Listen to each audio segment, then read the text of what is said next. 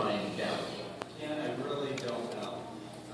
I've spent time with all the major international lenders, some of them hours and hours on one-on-one, and even some of the regional banks. I just don't understand. A lease actually provides you as much collateral as a loan, and at the end of the transaction, you the dealer, still own the car.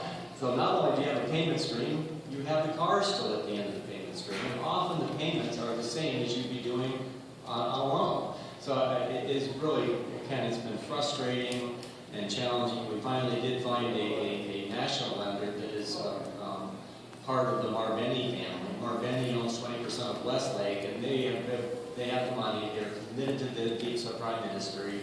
They have very good rates, a very good way of structuring the transactions for funding both buy here, pay here, and lease here, pay here.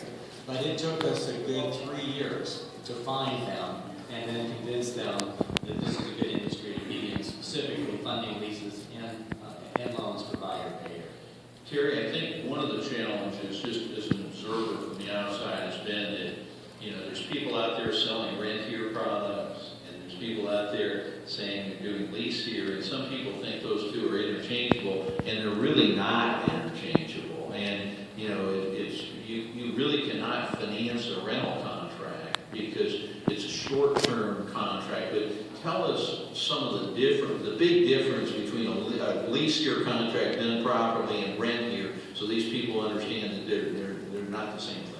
Yeah, I'm certainly not an expert in the rent-to-own segment. All I've done for 26 years as a lessor is a true lease, which is our REGAM product. REGAM is the federal guidelines. So rent-to-own, as Ken mentioned, that is typically a month-to-month commitment by the borrower lessee. We're a true lease. A REGAM compliant true lease is a long-term agreement, similar to a buy-or-pay. I think in working with a number of capital providers in the industry, part of the problem that they've struggled with is that when they get down to looking at the leasing transaction, the contracts are not REGAM compliant. And they said, Ken, we can't help them if they're not documented right. They were told with the people that were providing them that they were, but they're really not. So if you are looking at getting into this area and you are thinking seriously about leasing, make sure that your documentation is REGAM compliant. We're going to have a whole session tomorrow by one of Mark's partners, Lauren Campese, on leasing.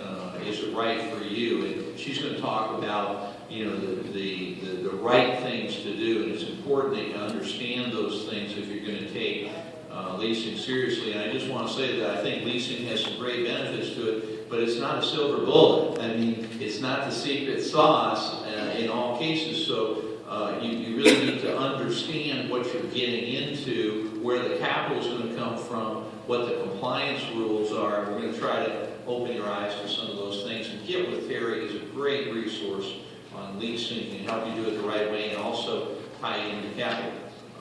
Lawrence, what would you say is how you got started down the right compliance trail? I mean, you started from the ground floor.